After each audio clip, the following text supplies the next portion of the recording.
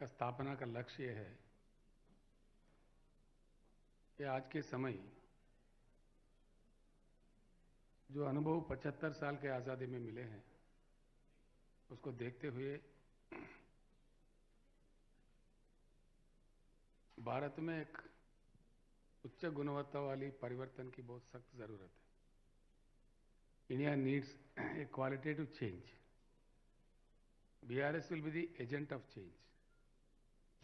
हम अपनी शुरुआत महाराष्ट्र राज्य से किए हैं, आगे मध्य प्रदेश, छत्तीसगढ़, उत्तर प्रदेश, हरियाणा, पंजाब में अभी नेक्स्ट कदम में जा रहे हैं, कोई हफ्ता 10 दिन के बाद।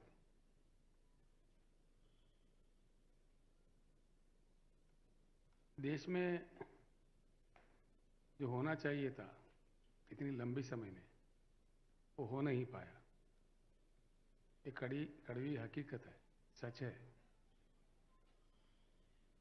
और जो आज भी जो हो रहे हैं वो भी सही दिशा में नहीं है। सभी तबके के लोग, सभी विभाग के लोग भी नाराज है, ज्यादा से ज्यादा लोग। अभी की आज की स्थिति अगर देश की देखे तो पूरी इकोनॉमी टाल मटोल हो गई है। निर्यात ऑलमोस्ट क्लोजर पे आ रहा है,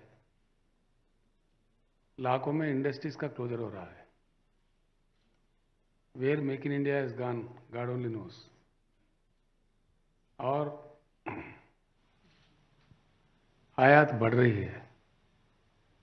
आयात ऐसी चीजों की जिसकी कोई जरूरत ही नहीं, अगर काम सही पे हो जाए। क्योंकि हमारा देश एक कृषि प्रधान देश है, फिर भी हम 1 लाख करोड़ के ऊपर का पाम ऑयल इंपोर्ट करते हैं। लगातार कर रहे हैं, कांग्रेस के जमाने से भी, अब भाजपा के सरकार में भी। इसको बंद करना चाहिए 100%। हमारे किसान हैं उगा के देने के लिए, लेकिन वो काम नहीं हो रहा है। दाल भी हम लोग कनाडा से इंपोर्ट करते हैं, जो कि बड़ी आसानी से यहाँ किया जा सकता है, उत्पादन हो सकती है, लेकिन उस पर भी सरकारों का नजर नहीं है उस समय से लेकर आज तक। मैं किसी एक पार्टी को या किसी एक व्यक्ति को आलोचना करना मेरा इंटरेस्ट नहीं है, लेकिन आज जो सिचुएशन हमारे सामने खड़ी है, my appeal to all the intellectuals of this country and all the youth of this country that we need a qualitative change. We have the experience of the globe. Wherever leaders went out of box और कड़ी मेहनत करके कुछ करने का प्रयास किया है, जैसे कि ईस्ट एशियन टाइगर्स है, जैसे कि जापान है, एसेट से राइज होकर सेकंड लार्जेस्ट इकोनॉमी बन गया है। और सबसे बड़ी एग्जांपल हमारे लिए तो जिससे हमारा जियोग्राफिकल कनेक्ट है, चीन है। Till 1980 the GDP of China was lesser than India, and now where is China, where is India today? China has proved, उनके कड़ी मेहनत से, सही नीतियों से चाइना हैज प्रूव्ड। आज के दिन में कुछ ऐसा स्थिति ला दिया उन्होंने, without China there is no world. यहां तक कि हमारे पतंगों के मांझा, दीपावली के पटाखे, दीपावली के दिए भी चाइना से आने लगे हैं, होली के रंग भी। ऐसी स्थिति है। जो चीज भारत में बन सकता है उसको भी आज भारत इंपोर्ट करने लगा है। कुछ धनवान लोग घर बना रहे तो कह रहे कि भाई कहाँ गए, चाइना गए, क्यों गए? फर्नीचर लाने गए। सोफा सेट के लिए भी हम चाइना भाग रहे हैं, हमारे भारतवासी। तो ये साफ इंडिकेट करता है कि there is a need for a greater change style of functioning of India. और कई अन्य चीज है, we need to make some structural changes. संविधान को लेकर के भी, जुडिशरी को लेकर के भी, इकोनॉमिक रिफॉर्म्स भी होना चाहिए, कॉन्स्टिट्यूशनल रिफॉर्म्स होना चाहिए, इलेक्टोरल रिफॉर्म्स भी होना चाहिए, एडमिनिस्ट्रेटिव गवर्नेंस का भी सिस्टम बदलना चाहिए। We should get out of this routine. Until unless we should get out of the box and get out of this routine, this country will not be able to flourish. Elections do come and go, parties may win, parties may lose, तो चलता ही रहता है। लेकिन unless there are some structural changes, India will never be able to catch up with the world. कुछ ऐसी चीजें हैं, बड़ा ही दुखदाई है, खास तौर पर दो चीज, पानी और बिजली। इसके लिए पूरी भारत तरसता है। मैंने कई किताबें पढ़ी है, कई बुद्धिजीवियों से, कई शास्त्रियों से मैंने बात किया है, कहीं से सही समाधान नहीं निकलता। We have the water availability more than the requirement of the country. The rainfall of India is about 140,000 TMC. 50% of the water gets evaporated, and rest 50%, that's about 70,000 TMC. हमारे नदियों में बहता है शुद्ध पानी, जिसके आज तक भारत ने उठाया है सिर्फ 20-21 हज़ार का। जो प्रोजेक्ट्स बने हैं जैसा कि इंदिरा सागर, नागार्जुन सागर, हीराकोट, ऐसे प्रोजेक्ट्स में सिल्टेशन भी आ गया है, उसमें 1/4 या 1/3 भर भी गए हैं। The real use of water is about 18,500-19,000 TMC। बाकी पूरे पानी समंदर में बह जाता है। 75 साल का ये स्टोरी है। देश के 15 प्रधानमंत्री बने, कई लोग 100 लोग मुख्यमंत्री बने, नीतियां नहीं बदल पा रहे। There is urgent need to review the water policy of India, that totally needs to be changed. New approach, new system, where we should exploit the river water for the sufficient supply of drinking water and also to the farming। ये दोनों भी चीज़ बहुत सख्त ज़रूरत है, लेकिन इस पर कोई ध्यान नहीं है। नेहरू जी के समय में जो प्लानिंग चला उस समय में कुछ मात्रा में हुआ है, अब उसके बाद में द कंट्री हैज ड्रिफ्टेड। आज तक कोई किसी ने भी इसके बारे में ध्यान या जिस तरह से देना चाहिए उस तरह से नहीं दे पाए। और बिजली का भी वही हाल है। बिजली हमारे देश में ये बहुत कम लोग जानते हैं, हकीकत है।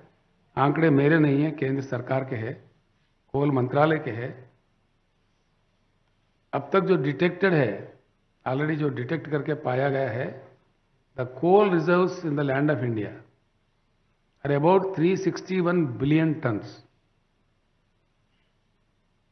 जो कि थर्मल पावर, जो फर्म पावर होता है, पावर तो 5-6 किस्म का है, लेकिन फर्म पावर सिर्फ 1-2 ही होते हैं।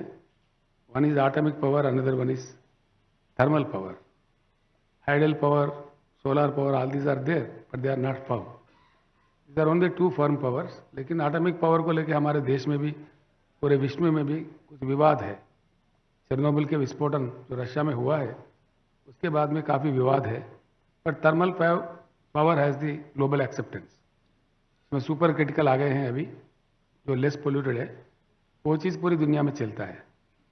और जो कोयला हमारे पास उपलब्ध है पूरे देश में, विस्तार भंडार, तो 361 बिलियन टन, इसको सही संतुलित करके हाइडल, सोलर और थर्मल पावर को संतुलित करके यूज करे। The existing coal reserves already which have been already detected, और आगे भी है, लेकिन जो पाया गया है वो 150 साल तक के लिए पूरे भारत को 24 घंटा उच्च गुणवत्ता वाली पावर देने के लिए पर्याप्त है। ये मेरे नहीं है बात, ये शास्त्रज्ञों की बात है, एक्सपर्ट्स की बात है, मैंने उनसे चर्चा की है, लेकिन इसकी तरफ पे कोई ध्यान नहीं है। ये पूरी दुर्भाग्यपूर्ण बात है, इसमें भी बदलाव आना चाहिए। The total water policy of India needs to be changed, unless we change that. अब देखिए, मैं इसलिए कह रहा हूँ, I am telling this with a responsibility. Why water wars in India? It is hard to understand. Ravi सतलेज के लिए 3 राज्य लड़ते हैं, पंजाब, हरियाणा और राजस्थान। महानदी को लेकर 3 राज्य लड़ते हैं, मध्य प्रदेश और उड़ीसा, छत्तीसगढ़, इन तीनों में लड़ाई है। कावेरी को लेकर मद्रास में और कर्नाटक में लड़ाई है।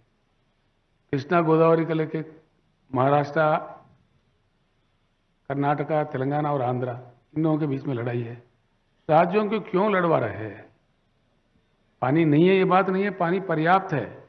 इस प्रकार से लेना है, पानी ले सकते हैं। मोर देन पानी सरप्लस है। We have about 41 crores of cultivable land in India, which is more than America and more than China.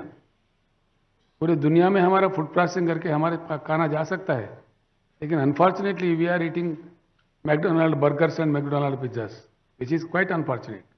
ये बात बदलना चाहिए। भारत का खाना बाहर जाना चाहिए, फूड प्रोसेसिंग इंडस्ट्री का बढ़ावा देना चाहिए, वो नहीं हो रहा है। हर जगह हर तहसील में लग सकते हैं फूड प्रोसेसिंग यूनिट, इसमें करोड़ों करोड़ों युवा को नौकरी भी मिल सकता है, लेकिन इसके तरफ भी कोई ध्यान नहीं है। This is why we feel that it needs to be changed in toto. Change should be radical. ऐसा वैसा चेंज से नहीं होगा, इसको मूल रूप से चेंज करना पड़ेगा। Power policy also needs to be a change. A new water policy, a new power policy should be drafted for the country, then only we will be able to address the shortages and the problem in these two issues. और दूसरी चीज भी है, हम अपने राजधानी में जाते हैं दिल्ली, कभी कभी आधा घंटा कभी 45 मिनट भी चक्कर लगाना पड़ता है। We are hovering in the air. आप सभी लोग जानते हैं बिकॉज ऑफ ट्रैफिक कंजेशन।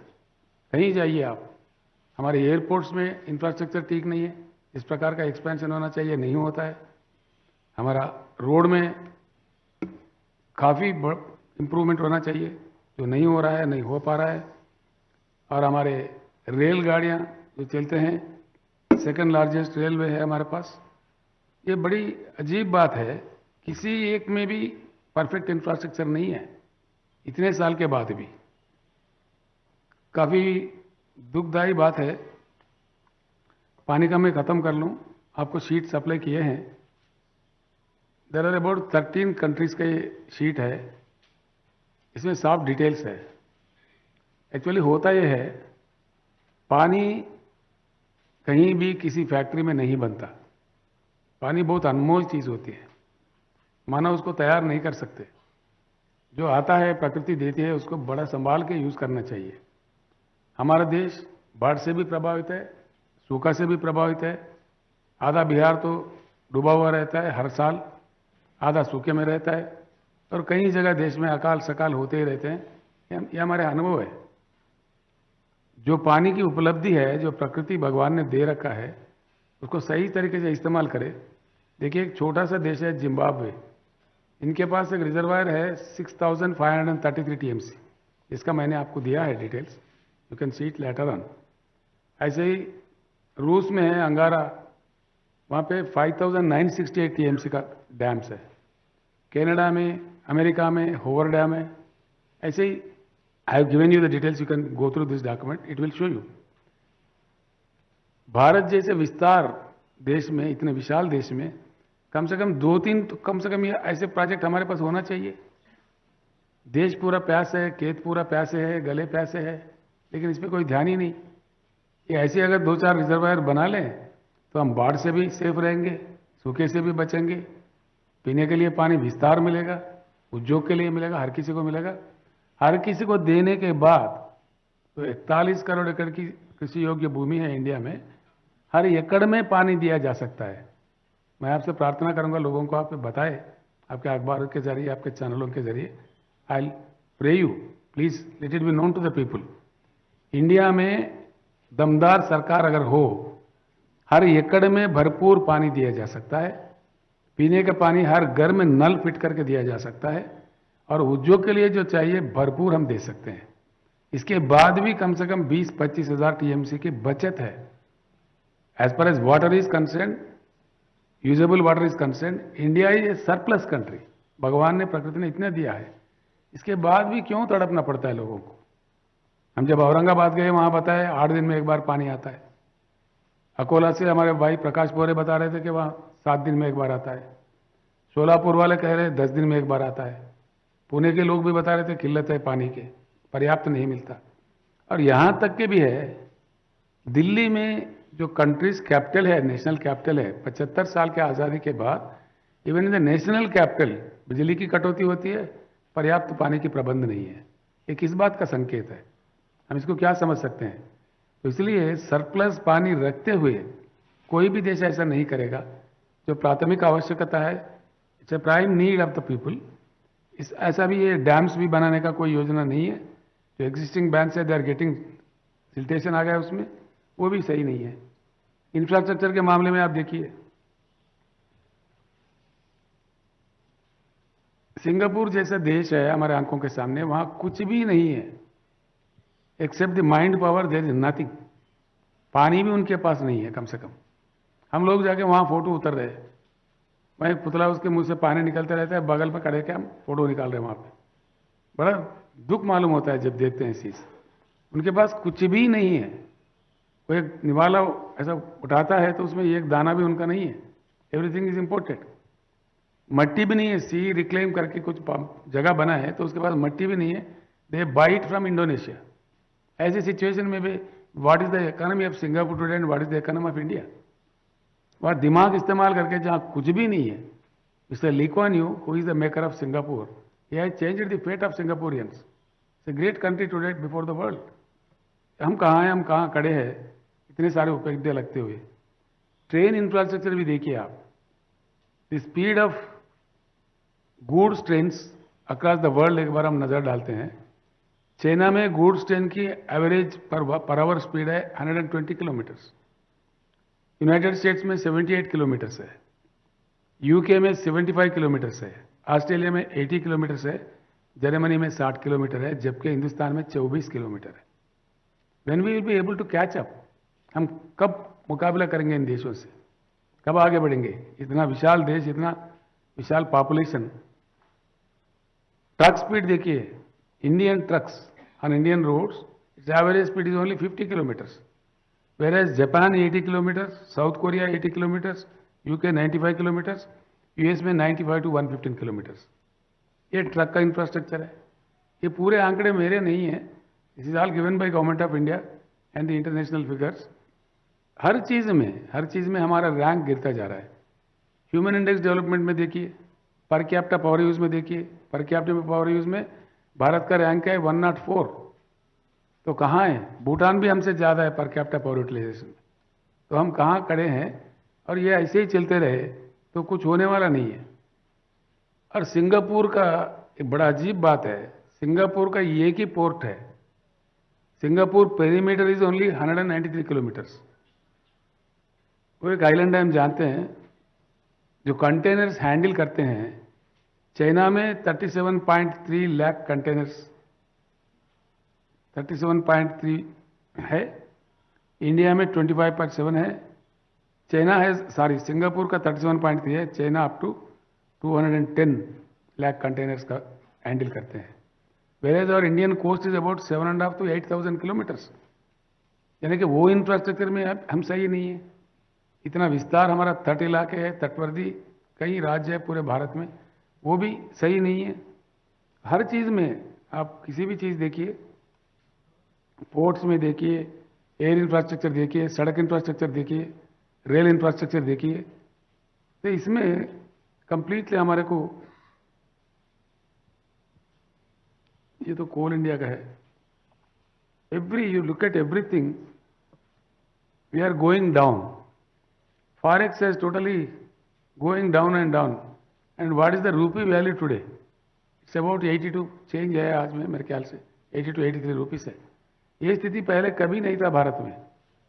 इतना गिरावट रूपी का अब पहली बार हमको देखने का मिल रहा है। We are not able to control anything. इसी को लेके the BRS proposes for a qualitative change in the country. हमारा प्रयास वही है। पूरी भारत में हम अपना प्रयास जारी रखेंगे, हम आगे बढ़ेंगे और इस प्रकार का उच्च गुणवत्ता वाली परिवर्तन का पूरी प्रयास करने का हम आगे बढ़ रहे हैं। रिफॉर्म एजेंडा भी मैंने आपको बता दिया। It's about economic reforms, constitutional reforms, electoral reforms, judicial reforms and administrative reforms and governance में रिफॉर्म्स। तो ये मैंने दिया है आपको विस्तार में, आप इसको देख सकते हैं। मैं ज़्यादा अपने तरफ से नहीं बोलते हुए, if you have anything to ask me, you can please begin with.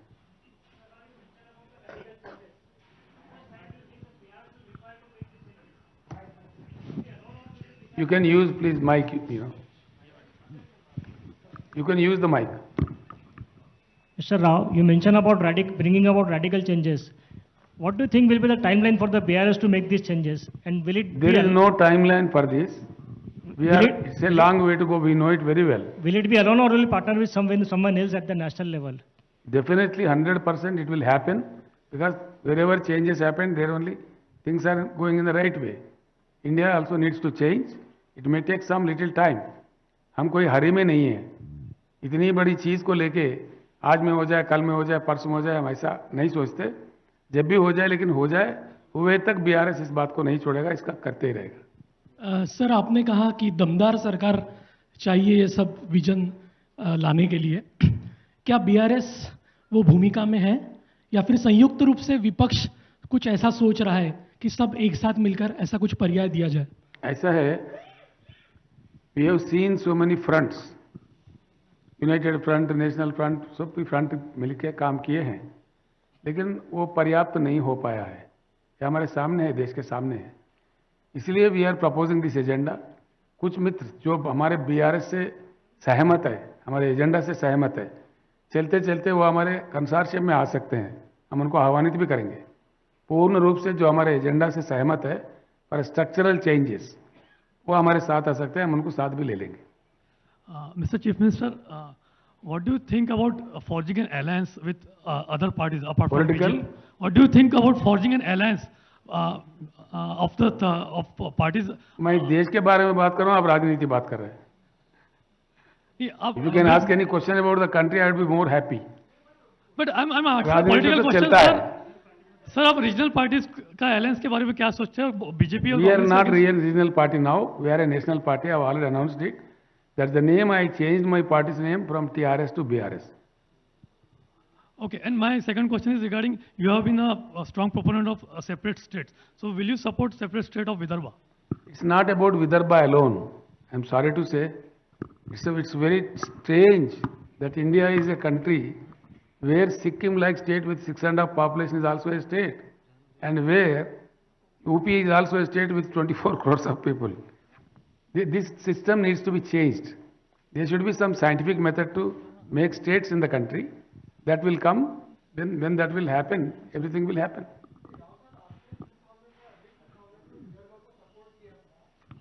बिल्कुल किया था, उसमें शेक क्यों कर रहे हैं आप? तेलंगाना बनने के बाद में आपने भैया बिल्कुल विदर्भ किया का था. नाम नहीं लिया. मैंने यहाँ पे सभा भी संबोधित की थी. हाँ, इसीलिए मैं बोल रहा कि हाँ, बिल्कुल. तेलंगाना बनने के बाद में आपने विदर्भ का नाम नहीं लिया, तो अभी कोई आपका क्यों एजेंडा नहीं में लिया है क्या? हमने? कौन कहा आपसे मैंने नाम नहीं लिया? कहीं बोल ही नहीं रहे, आ ही नहीं रहे आप विदर्भ में कभी. अभी पहली बार आपका एंट्री हुआ है. ऐसा मैंने पॉलिटिकल. आपको सीधा बता दिया. भारत में ही एक अजीब स्थिति है राज्य बनाने के सिस्टम को लेकर. मुझे भी 15 साल लड़ने पड़े. When I was on to fast on to death, almost मैं मरते मरते फिर जीवित हुआ. मैं अनशन पे बैठ के मेरे मरते मरते समय में अनाउंसमेंट आया पार्लियामेंट से. यानी कि देश साइंटिफिक नेचर. इसलिए मैं कहता हूं उच्च गुणवत्ता वाली परिवर्तन की जरूरत है. कहीं कोई राज बनाना है तो इतना मुश्किल, इतना मशक्कत क्यों ऊपर पड़ती है देश में. राज बनाना है तो बना लो. हमने तेलंगाना बनाया जैसा, तो we have converted the 10 districts of Telangana into 33 districts, whereby we are achieving wonderful results there. ये होना चाहिए आमतौर पर कई जगह. सर, एक सवाल ऐसा है, आप कह रहे हैं कि महाराष्ट्र के 288 सीट्स जो है वहाँ पे उम्मीदवार होंगे. जितना भी वोट शेयर आपको मिलेगा लोकसभा में, विधानसभा में, तो उसका फायदा कह रहे हैं ऐसे पॉलिटिकल एक्सपर्ट्स कि बीजेपी को होगा.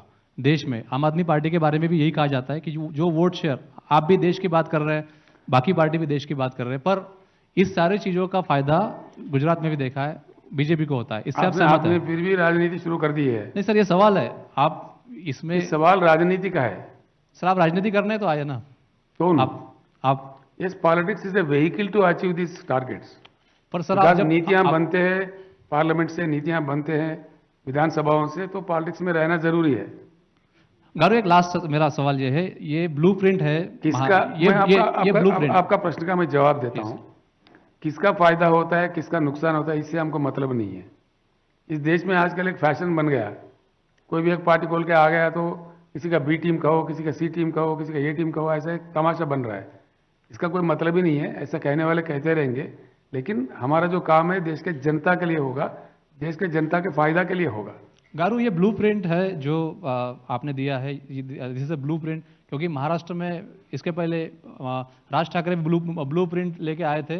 उसका ये ब्लूप्रिंट है, क्या ब्लूप्रिंट में? ये आपने जो दिया है document, this is the blueprint for Maharashtra development, not Maharashtra, it's for the whole India, but it's a blueprint for the whole country. Entire country needs a change. It's not a single state which cannot do anything. Sir ये sir बताएं, दक्षिण भारत में केरल, कर्नाटका, आंध्र, तमिलनाडु में BRS क्या स्थिति में है और महाराष्ट्र ही क्यों चुना गया है? ऐसा है, महाराष्ट्र में ये दुखदायी बात है एक्चुअल में। ये चीज मैं साफ बताना चाहूंगा। हमारा नारा भी है अब की बार किसान सरकार। हमने इसलिए दिया, largest suicides in the country are taking place in Maharashtra.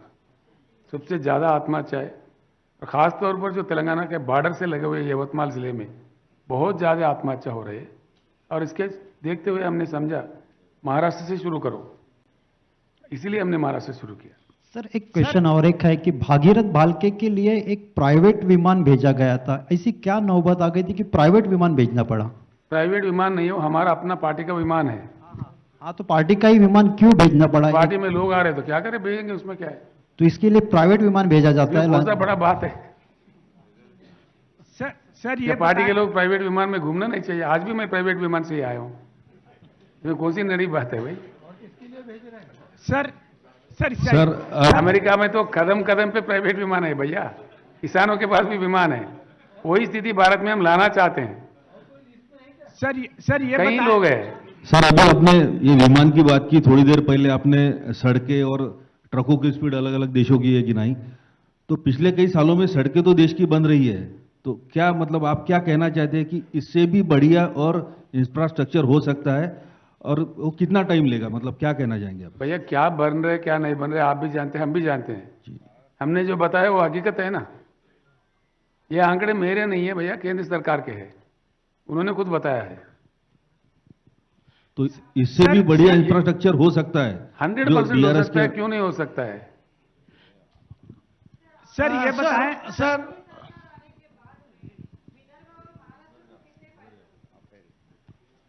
नहीं समझा मैं आपके बात को।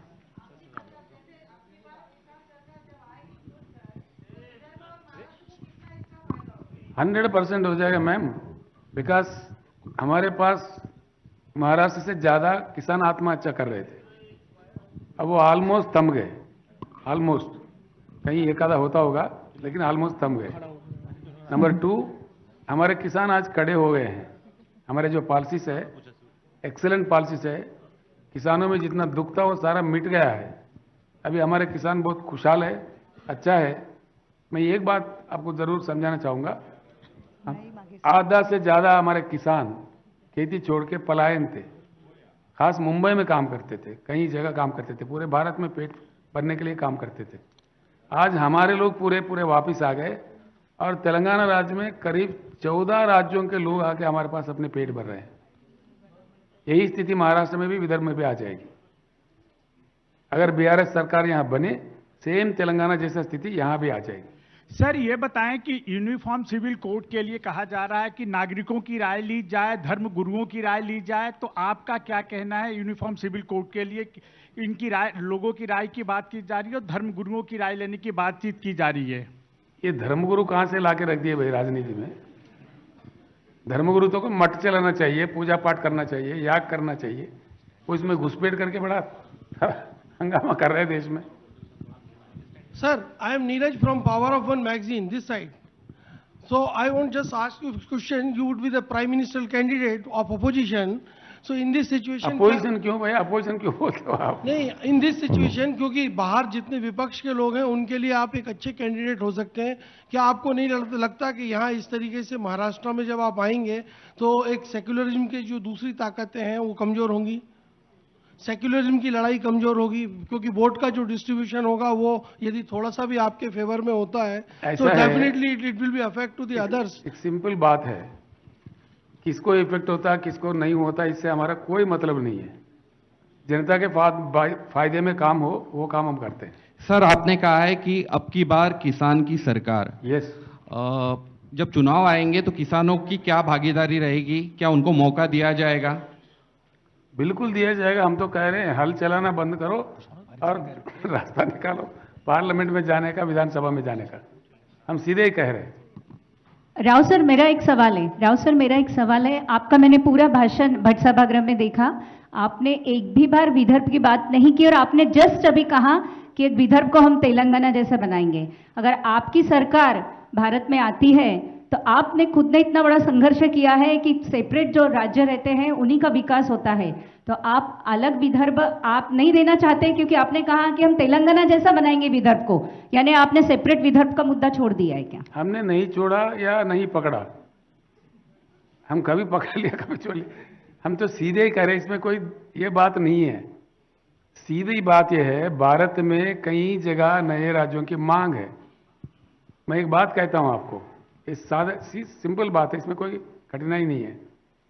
बिहार को लेके एक, उसका नाम क्या है, मिथिलांचल राज्य का मांग है।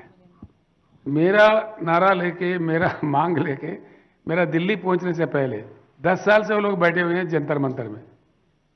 मेरा बात हो गया, तेलंगाना बन गया, वो आज भी बैठे हैं ऐसे ही। तेलंगाना बन के we are celebrating 10th year of formation of Telangana, still they are sitting there. Why the things should be like this? Bharat में राज्य बनाने के मांग होंगे, वो एक बात है, और राज्य बनाने की जो बात है वो केंद्र सरकार को खुद में सोचना चाहिए। देखिए हमारे पास एंड बंगाल में 2 जगह जिले की संख्या नहीं बढ़ाए, जबकि पूरे भारत ने बढ़ाया। हमारे पास जो थे वही थे। अब तेलंगाना बनने के बाद मैंने तेलंगाना का विभाजन करके 33 जिला कर दिया। हमको देखते हुए आंध्र में भी 25 जिला कर दिया वो लोग। And the things are going so smooth, you no.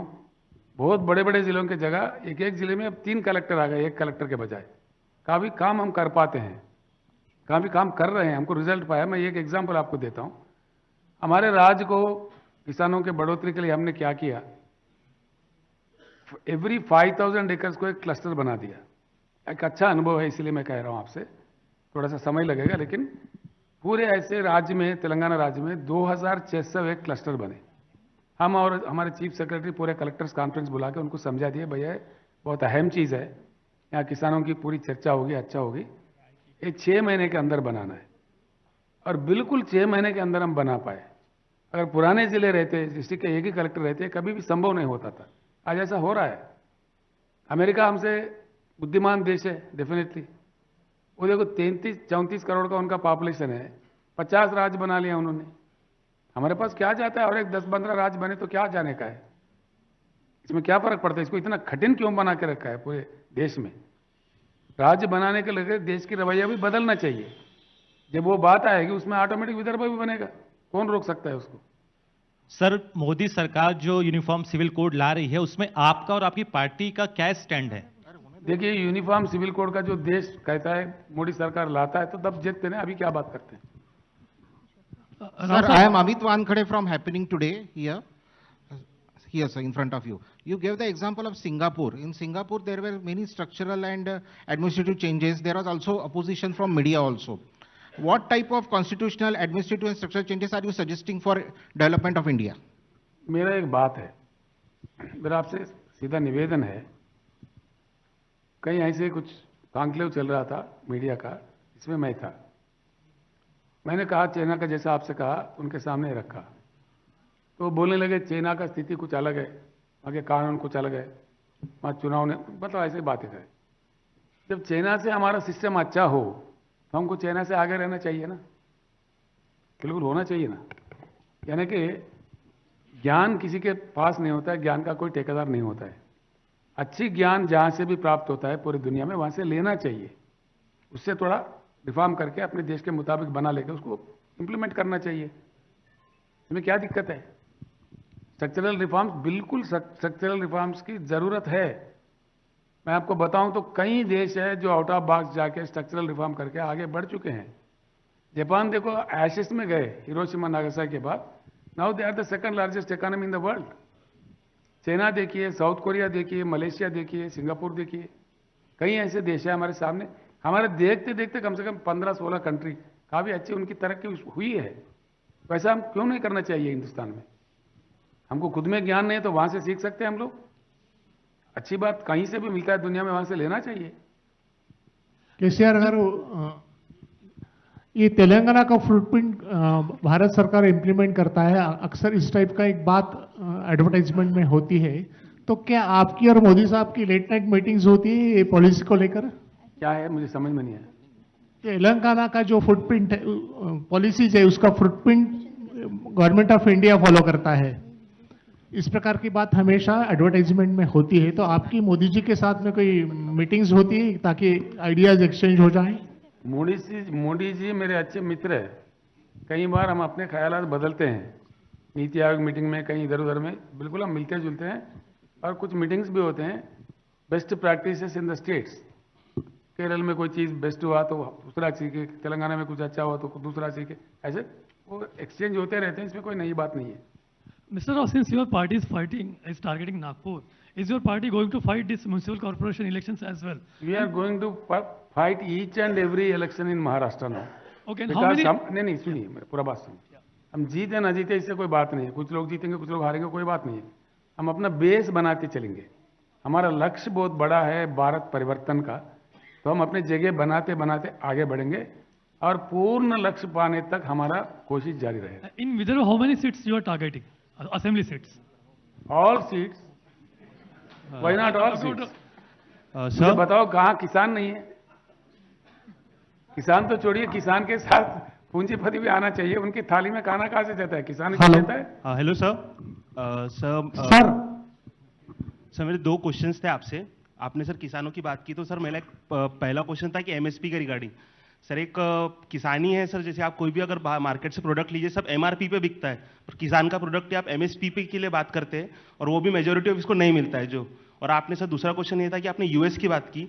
Sir US में मेजोरिटी ऑफ लैंड होल्डिंग जो है वो बड़े जो हम प्राइवेट कंपनीज बोल सकते हैं उनके पास है, और उनको और वहाँ पे जो छोटी लैंड ओनर्स है उनको वहाँ इंसेंटिव देना पड़ता है।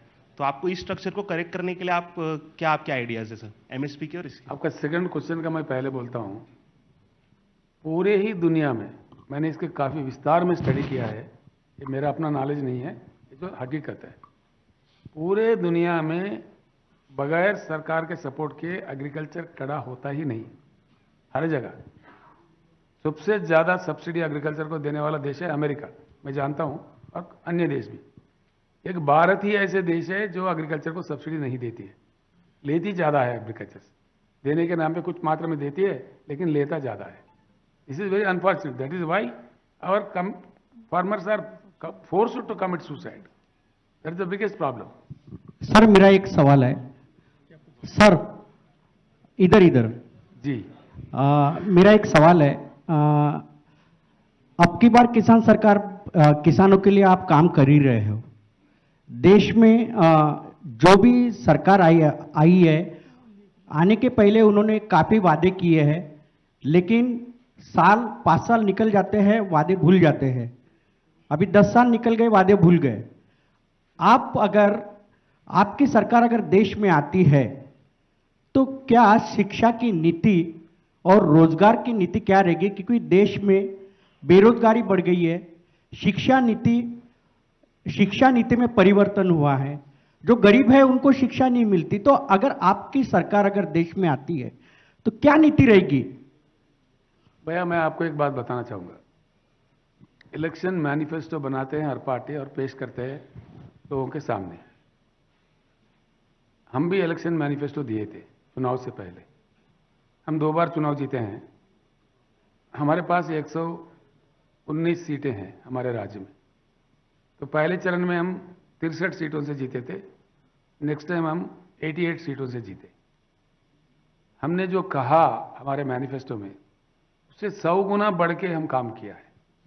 जैसा कि किसान बंधु जो स्कीम है, एकड़ में 10,000 रुपये देते, हमने मैनिफेस्टो में नहीं रखा, लेकिन हालात के अनुभव मिलते मिलते चलते चलते हमने बीच में कर दिया। जैसा कि हमारे दलित वर्ग के भाई है, आज देखिए कितने अत्याचार आज भी होते हैं। पेपर में पढ़ के बड़ा दुख होता है, किसी दलित ने शादी किया और घोड़े पे जा रहा है तो उसको खींच के मार रहे हैं, मरवा भी दे रहे हैं किसी जगह। तो एक रोज नहीं गुजरता इसमें दलित पे कोई अत्याचार नहीं है। हमने ये सोचा है 100% हमारे पास ये चीज़ बदलनी चाहिए, हर हालत में इसको रोकना चाहिए, ये अत्याचार बंद होना चाहिए। इसके लिए हमने सख्त कानून हमारे पास लाया है, कम करने का बहुत प्रयास किया है। और दलितों का उद्धार मैं पूरा बिलीव करता हूं, उनका इकोनॉमी बढ़ाने से ही ये शोषण पीड़न उनका चले जाएगा। इसलिए हम इतना एक क्रांतिकारी प्रोग्राम लाए हैं हमारे राज्य में, जो हमने इलेक्शन में कभी कहा ही नहीं है, हमारे मैनिफेस्टो में भी नहीं है। हम चेप्तान एक दलित बंधु स्कीम लाए हैं। जितने भी दलित फैमिलीज है फेज्ड मैनर में हम उनको 10 लाख रुपए देते हैं हर दलित फैमिली को, सैचुरेशन मोड में। अभी हमने 50,000 फैमिली को दिया है, उसका बहुत ही अच्छा अनुभव है, हम बहुत संतुष्ट हूं मैं। कई लोग आके देख रहे हैं पूरे भारत से भी, कई दलित नेता भी आके देखे, कई मुख्यमंत्री भी आके देख रहे हैं, मंत्री भी आके देख रहे हैं। वो उनके कोई पाबंदी नहीं है, इनका कोई बैंक लिंकेज नहीं है, वो इतनी अच्छी स्कीम है। वो जो आता है उनको हुनर, जो उनके पास जो हुनर है वो काम करे, ये काम करो वो काम करो, ऐसा कोई नहीं है। तो इससे अच्छा हो रहा है। आज अभी चालू है हमारे पास, इस साल हमने 17,000 करोड़ रखा है बजट में, 1,30,000 दलितों का भी दे रहे हैं। ये ऐसे काम देश में शुरू होना चाहिए। 75 साल से अगर ये काम शुरू होता तो कभी का हमारा दलित वर्ग का उद्धार हो जाता, नहीं हो रहा है। Most unfortunate, when the country's economy is grown, automatically all these things can be done. It's not doable, it's a doable thing. दूसरा, शिक्षा के बारे में आपने पूछा। शिक्षा बिल्कुल, जितना अच्छा शिक्षा मिले वही बहुत बड़ा प्रॉपर्टी होगा उनके लिए, तो दुनिया से लड़के अपना जिंदगी जिएगा। हमारे पास हमने आवासीय विद्या का बहुत इंपॉर्टेंस दिया, पूरे देश में कहीं नहीं, हम चैंपियन है उस चीज को लेके। 1001 स्कूल हमने आवासीय विद्यालय छोड़ चुके हैं। उसमें 5.5 लाख 5,69,000 बच्चे पढ़ते हैं, लड़कियां और लड़के भी, जिनके ऊपर हम एक साल में 1,25,000 रुपये एक विद्यार्थी पे खर्च करते हैं। बहुत ही अच्छे परिणाम उसके मिल रहे हैं। नीट में, हर एग्जाम में हमारे बच्चे बहुत सीट ला रहे हैं। तो ऐसे शिक्षा पूरे देश भर में आना चाहिए, हम ये चाहते हैं। शिक्षा का नीति भी पूरा बदलना चाहिए, जैसे जर्मनी में मिलता है, यूएस में मिलता है, कई अन्य देशों में मिलता है। शिक्षा फ्री में मिलना चाहिए। सरकारी स्कूलों का अहमियत बढ़ा देनी चाहिए। सरकार स्कूल छोड़ के हमारे बच्चे आज प्राइवेट स्कूल में भाग रहे हैं। सरकारी स्कूल क्वालिटेटिव बनाना चाहिए उनको, जो हम लगे हुए हैं बना रहे हैं।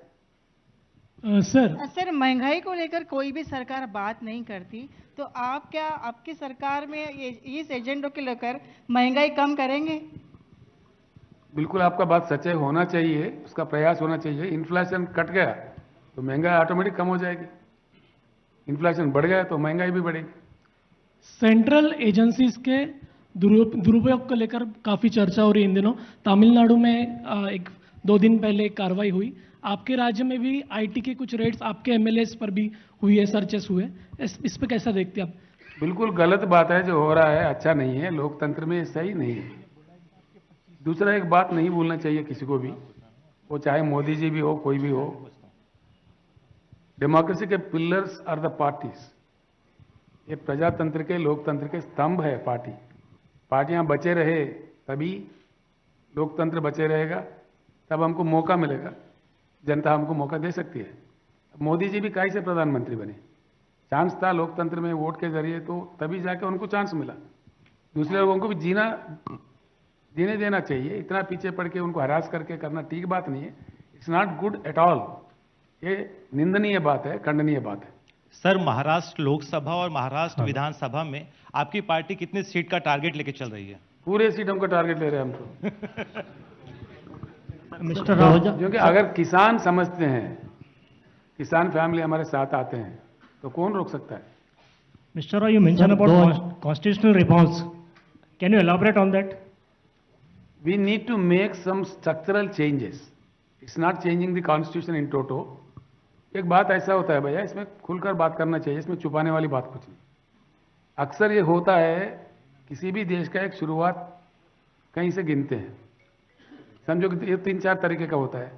किसी जगह ट्रांसफॉर्मेशन फ्रॉम ऑटोक्रेसी डेमोक्रेसी होता है, किसी जगह इनकलाब जैसा कि लेनिन ने लाया, माओ ने लाया, क्रांति आया, तो तब से वो लोग शुरुआत गिनते हैं।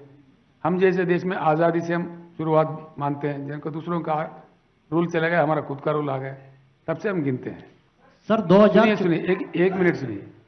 तो इसमें क्या होता है, ये जब भी देश बनता है उस समय के बुद्धिजीवी कुछ लोगों से कमेटी बना देते हैं, जैसे कॉन्स्टिट्यूएंट असेंबली हमारे पास बना था बाबा साहब अम्बेडकर जी के चेयरमैन सदारत में, और कानून कायदा कुछ बना के अपनी जर्नी शुरू करते हैं।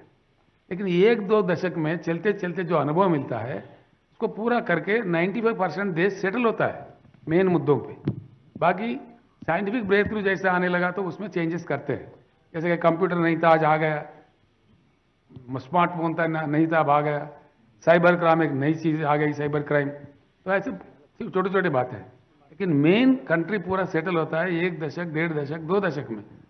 हमारा दुर्भाग्य यह है कि 75 साल के बाद में भी हम सेटल नहीं, इसलिए we need to make some structural changes where they are electoral changes, administrative changes. जैसे मैंने अभी बताया, the total water policy of India needs to be changed, the total power policy. देखिए ना, सिंपल बात है, इतना भंडार कोयले का देश में है लेकिन ऑस्ट्रेलिया से कोयला मंगाया जा रहा है, किसके लिए, किसके फायदे के लिए? इंडोनेशिया से कोयला मंगाया जा रहा है और जबरदस्ती किया जा रहा है ट्रांसकोस्ट पे, जेनकोस पे, स्टेट्स पे, यही खरीदो, जबकि हमारे हिंदुस्तान का कोयला मिलता है 4000 में टन, वो मिलता है 28,000 में टन, वही खरीदो, जबरदस्ती किया जा रहा है। That's the reason I said there have to be some structural changes which have to be transparent and clear. Power and water का प्राइवेटाइजेशन होने को रहा क्या? प्राइवेटाइजेशन पावर में लाना इतना गलत है भैया। हमारे खुद का अनुभव है, एक गैस आधारित पावर स्टेशन, जबकि हमारे पास, मैं उनका नाम नहीं बोलूंगा, कोई भूतपूर्व मुख्यमंत्री है, वो आदमी ने पीपीए कर दिया 25 साल का, यानी कि हम गिरवी रखे गए 25 साल। वो पीपीए का अग्रीमेंट कुछ ऐसा है, वो सप्लाई ना भी करो तो हम उसको पैसा देना पड़ेगा। That gas plant has never started but still we are paying money to that company. This is the kind of privatisation which we are opposing. अंधाधुन निजीकरण is not at all advisable. जो पब्लिक सेक्टर में, देखिए मैं बता रहा हूँ ना, ये यूं ही नहीं बोल रहा हूँ मैं, हमने तेलंगाना राज्य आने के बाद में हमने मन बना लिया है एक 6000 मेगावाट का बिजली उत्पादन करो। सोलार में 6000 का टारगेट था, 5700 हो गए, 6000 थर्मल में। मेरे पीछे काफी लोग पड़े, बड़े बड़े पूंजीपति, बड़े बड़े कंपनी, एल&टी सब आए। हमने फैसला लिया है कैबिनेट में रख के, नो प्राइवेटाइजेशन इन पावर सेक्टर, तेलंगाना जेनको ही बनाएगा, और हमने बना दिया तेलंगाना जेनको, चल रहा है हमारे पास आराम से।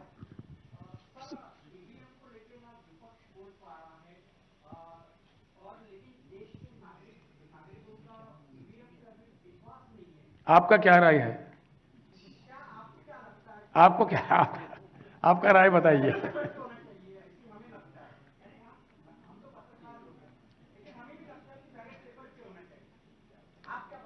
ये एक बात है, तो साफ बात है, अच्छा क्वेश्चन है ये। हमसे ज्यादा विकसित जो देश है, जैसे कोई यूरोपियन कंट्रीज है, यूएस है, उन्होंने भी ईवीएम लाया था, ऐसे ही वहां पे भी चेक होने लगा लोगों को। तो those governments have thought better get rid of this EVM, go for ballot. जब उन्होंने ला के वापिस चले गए, हमारे देश में भी जिसमें लोगों को शक है उसको बंद कर देना चाहिए, बैलेट इलेक्शन करवा देना चाहिए, कोई गलती नहीं है। सर आप फंड कहाँ से लाते? इतनी स्कीम चल रही है देश में, फंड्स मैनेजमेंट कैसे होता है, और लोन कितना है आपके गवर्नमेंट पे? क्योंकि महाराष्ट्र जैसे स्टेट पर काफी बड़ा लोन है, तो बाकी स्टेट्स ये योजनाएं क्यों नहीं लागू कर पाती, और आपका मैनेजमेंट किस तरह से, फंड्स आप कहाँ से लाते हो? मैं आपको एक बात बताता हूं, कड़ी मेहनत करने से, लूप होल्स प्लगिंग करने से, सही निर्णय लेने से, फास्ट डिलीवरी होने से काफी इकोनॉमी बढ़ती है, जो तेलंगाना में बढ़ा है। हमने करके दिखाया है, हम ऐसे बात नहीं करते। हमारा पर कैपिटा जब राज्य बना 2013-14 में 94,000 थे। आज हमारा महाराष्ट्र उस टाइम मेरे से कई गुना ज्यादा था। नॉट ओनली महाराष्ट्र बल्कि गुजरात, महाराष्ट्र, तमिलनाडु, कर्नाटक जैसे जो बड़े राज्य थे, स्थिर राज्य थे, 70 साल से राज्य थे, उनका आय बहुत ज्यादा था हमारे से तुलना में। आज जो सरकार अभी डिक्लेयर किया है, हमारा पर कैपिटा है 3,17,000, जबकि महाराष्ट्र का पर कैपिटा है 2,40,000। हमने इन सारे राज्यों को पीछे छोड़ दिया है, हमारा इकोनॉमी बढ़ गई है। मैं एक बात और बता दूं आपको, हमसे पहले तेलंगाना में 10 साल लगातार कांग्रेस सरकार था। रेती जो होता है ना, जो सैंड, वो माइनिंग डिपार्टमेंट के तहत आता है। पूरे 10 साल कांग्रेस के सरकार में रेती पे जो आय तेलंगाना कोष में आया वो 36 करोड़ था। हम आके जब बागडोर संभाले, 5 साल के अंदर ही 5,600 करोड़ आए। ये है नीति करने का, काम करने का ढंग। अगर इस प्रकार का काम हर जगह किया जाए तो डेफिनेटली इकोनॉमी बढ़ेगी। सर ये बताएं कि भारतीय जनता पार्टी ने तेलंगाना के बारे में कहा है कि तेलंगाना के आपके कम से कम 25 विधायक भारतीय जनता पार्टी के संपर्क में हैं और किसी भी हाल में जब भी चुनाव होगा तो निश्चित तौर पे भ्रष्टाचारी सरकार को हटा दिया जाएगा। वो भारतीय पार्टी का कहना है, आप भी यही कह रहे। सर वो बकवास है, हम इतने कहेंगे वो बकवास है। सर एक सवाल था मेरा। सर किसान हित की बात करते हैं आप, बॉर्डर एरिया जो तेलंगाना और महाराष्ट्र का शेयर होता है, यवतमाल जैसे जिले में किसान आत्महत्या सबसे ज्यादा है। आपके स्टेट में किसानों के लिए काफी योजना है, तो महाराष्ट्र सरकार को आप कुछ सुझाव देना चाहेंगे कि जिससे महाराष्ट्र में भी किसान आत्महत्या कम हो? मैं नांदेड़ में जब सभा संबोधित किया, यहाँ के अभी के उप मुख्यमंत्री भूतपूर्व मुख्यमंत्री जी है फडणवीस जी, उन्होंने एक वक्तव्य दिया था, मैंने अखबारों में पढ़ा, केसीआर जी आप तेलंगाना में संभालो, आपको महाराष्ट्र में क्या काम है।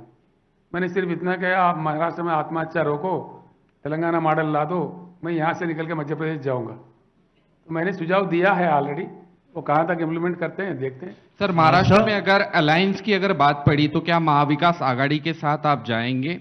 और दूसरा, पिछले कुछ महीनों में जो महाराष्ट्र की राजनीति में जो उठापटक हुई है उस पर आपकी क्या राय है? ऐसा नहीं होना चाहिए था, जो हुआ है वो एक बात है। अलायंस की बात हम बिल्कुल सोच भी नहीं रहे हैं, हमें लगता है कि हमें जरूरत ही नहीं पड़ेगी। सर आपसे एक क्वेश्चन था। सर आप स्ट्रक्चरल चेंजेस की बात कर रहे हैं, पर हम सब देख रहे हैं कि सर चाहे पार्लियामेंट हो या असेंबली हो, सर जो डिस्कशन का टाइम होता था, सर जैसे मैंने पढ़ा है कि अर्ली 60s वगैरह में 100 दिन से भी ज़्यादा पार्लियामेंट रहती थी, पर अभी वो कुछ दिनों पे आ गई है। सर कंट्री का बजट बिना डिस्कशन के पास हो जा रहा है, असेंबलीज में भी दिन कम होते जा रहे हैं, तो सर क्या इसमें भी चेंज आना चाहिए? एक बात मैं आपसे कहना चाहूँगा, अच्छी बात है, I think which you will all appreciate. एक मेरा मित्र से ऐसे ही बात हो रहा था, उनसे मैंने पूछा कि भैया 542 सीटें हैं लोकसभा में, बड़ा हल्ला काट के हंगामा करके हम सारे एकजुट होके 500 सीट भी जीत लो। मैंने कहा करना क्या है बताओ? वो बोले जो भी कर सकते हैं 500 सीट जीतने के बाद और क्या है। मैंने कहा नहीं कर सकते। कैसा? देखो आपका लोकसभा डायरेक्ट चुनाव है, जो प्रजा का मूड रिफ्लेक्ट होता है, वहाँ पे चुन के आते हैं। लोकसभा में आप बिल पास करो तो राज्यसभा में अटक जाता है। आज क्या चल रहा है देश में? Blame game. भैया हमने कर दिया, उन्होंने रोक दिया, बस हो गया बात। फिर वेयर आर द पीपल? आपने खुद देखा ना, हमारा खुद का अनुभव है। जब mister Chidambaram was the finance minister, मैं उनके सहयोगी था यूपीए के कैबिनेट में, उन्होंने लाया CST GST।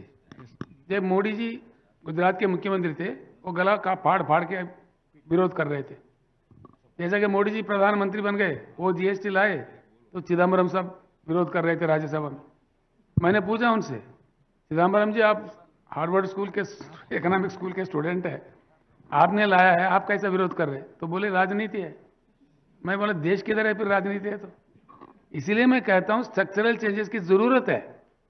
These anomalies which are pending there, which have become hurdles for the development of the country needs to be changed. इसमें खुल के बात होना चाहिए, इसमें छुपे हुआ बात कुछ नहीं है, इसमें रहस्य कुछ नहीं है। राव साहब, नीतीश कुमार ने कहा है कि लोकसभा चुनाव पहले हो सकते हैं, तो क्या कहेंगे आप इस पे? केंद्र सरकार कराना चाहते हो सकते हैं, उसमें क्या बात है? कौन सा बड़ा बात है उसमें? अभी मैं सोचा नहीं, बाद में बता दूंगा जी।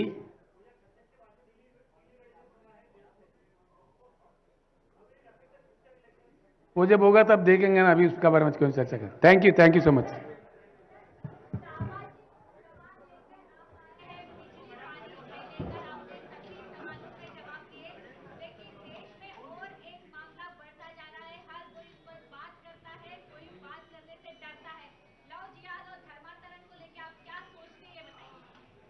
हम तो साफ कह रहे हैं, आप लिख सकते हैं हमारे एजेंडा में, which I am going to announce in Delhi very shortly. आज यहीं कह देते हैं, जिस किसी भी देश में महिलाओं का भूमिका बढ़ाया है, वहां काफी प्रगति देखने को मिलता है। we require to invite the involvement of women into the all walks of the life. मैं जब यूपीए सरकार में था उस समय भी ये बात चली, तो मैंने उस समय सुझाव दिया था, हो नहीं पाया, लेकिन हमारे एजेंडा में अब डाल रहे हैं। जैसे बीआरएस सरकार आ जाए, हमारे देश का महिलाओं को मैं ये साफ बताना चाहता हूँ, 1 साल के अंदर पार्लियामेंट के दोनों सभाओं के और पूरे विधानसभाओं के देश में 33% सीटें बढ़ाई जाएंगी, जो रिक्वायरमेंट है। ये सीटें कब बनी थी? देश का जनाभा जब 33 करोड़ थे, आज हम 140 करोड़ हो गए, तो इसके लिए सीट बढ़ाने की बहुत सख्त जरूरत है। जो भी 33% नए सीट बनेंगे वो पूरे महिला के लिए रिजर्व किए जाएंगे। ये महिला अधिकारी के लिए बहुत अच्छा, महिला साक्षरता के लिए काम होगा, ये करना चाहिए। Thank you.